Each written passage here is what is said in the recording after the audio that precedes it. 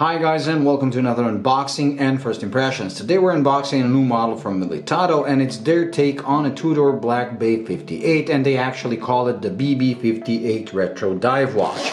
So let's open the box and see what we got. Now naturally this is just the unboxing, so I will be doing a full review with macro shots and everything, so do stay tuned for that.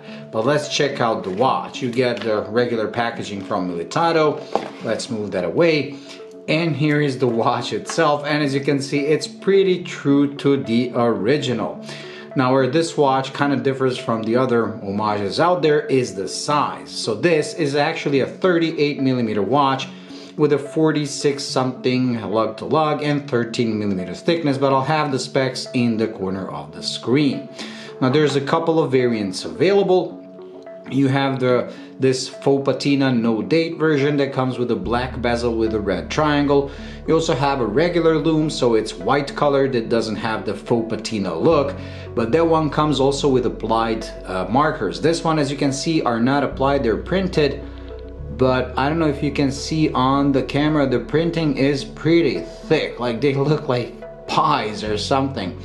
We'll see this in the full review when I do the macro shots, but this seems like some of the thickest lume application I've ever seen. It comes with a sapphire crystal that's domed and has AR coating, comes with a ceramic bezel, comes with 200 meters of water resistance, Seiko NH35 movement, and to save the money, they use the NH35 regardless of whether you get the date or no date version, because that's also one thing that you can choose. So beside the lume color and the bezel color, because the regular white lumed one can come with an all black or all red bezel. This vintage faux patina one is the only one that comes with a black bezel with a red triangle. That's why I chose it, and I went with a no date because I wanted the perfectly symmetrical look. I also like the fact that the bezel is actually matte, so it's not glossy. It really goes well with the vintage vibe, and as you can see, it does have a silver ring around the crystal, which really gives it a nice effect.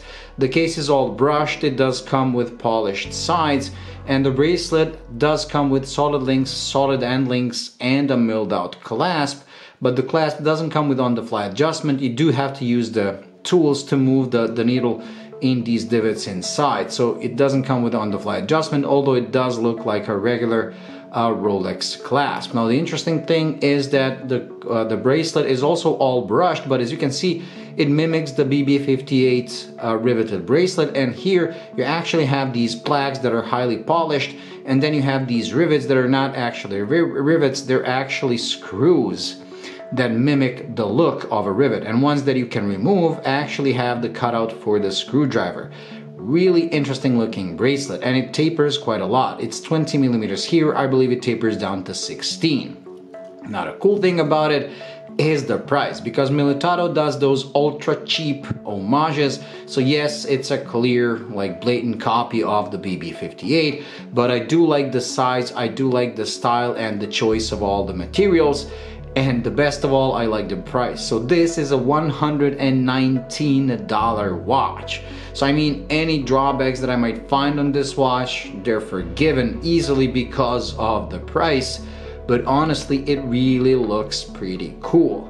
Now let me just put it on my wrist, and then after that we're gonna do a lume shot, and that's gonna be it for today. Now the watch hasn't been sized for my wrist, so we're just gonna pretend it fits.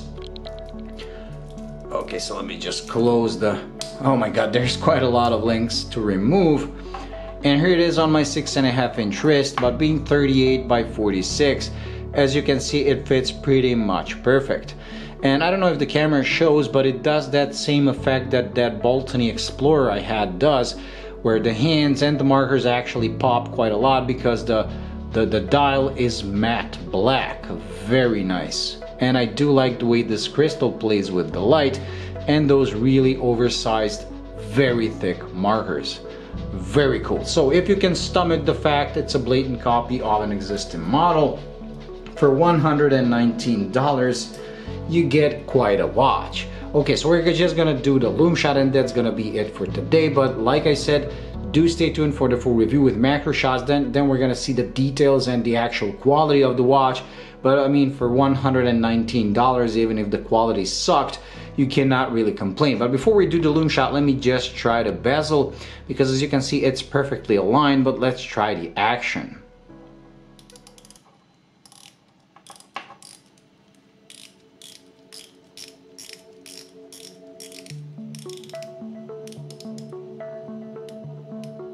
Okay, 120 clicks, pretty precise, slightly hard to grip, especially with sweaty hands that I currently have because it's very hot here, but it's my kind of bezel. I hate bezels that turn really easily.